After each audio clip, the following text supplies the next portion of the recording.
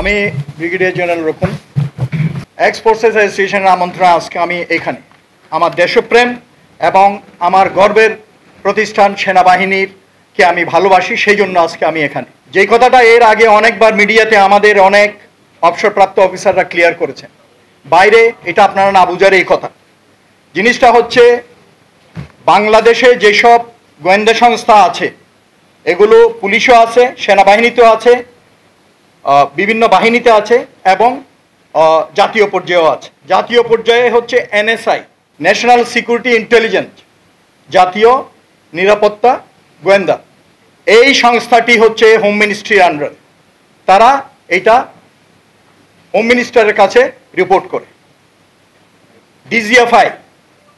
DGFI হচ্ছে basically এইটা 3 বাহিনীর একটা সংস্থা এবং এই ডিজিএফআই হচ্ছে ডাইরেক্ট প্রাইম মিনিস্টার অথবা প্রধান উপদেষ্টার আন্ডারে।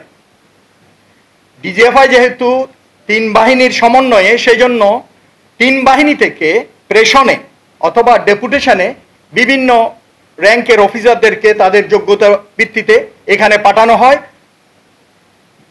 নির্দিষ্ট সময়কালের জন্য, 3 বছর, 2 বছর, 4 বছরের জন্য। এবং এরা জবাব দেয়, এরা আদেশ মানে প্রধানমন্ত্রী বা প্রধান উপদেষ্টা সরাসরি। এদের সেনাবাহিনীর যারা প্রেষণে যায়, সেনাবাহিনী বা নৌবাহিনী বা বিমান বাহিনী, এইগুলোর বাইরে, বাহিনীর বাইরে যারা বিভিন্ন স্থানে প্রেষণে যায়, তাদের দায় দায়িত্ব ওই বাহিনী প্রধানদের নয়, ওই বাহিনীর নয়। যার আন্ডারে চাকরি করতেছে তাদের দায়িত্ব, তাদের অপরাধ হোক বা তাদের পারফরমেন্স, সব কিছুর জন্য। আর ডিজিএফআই যত আয়নাগর এবং গুম খুনের সাথে জড়িত, কাজেই এইটার দায়িত্ব ডিজিএফআইকে নিতে হবে এবং ডিজিএফআইয়ের বস হচ্ছে প্রধানমন্ত্রী, এই প্রধানমন্ত্রীকে নিতে হবে। কথাটা ক্লিয়ার আপনাদের কাছে? আইন পরিবর্তন করার একমাত্র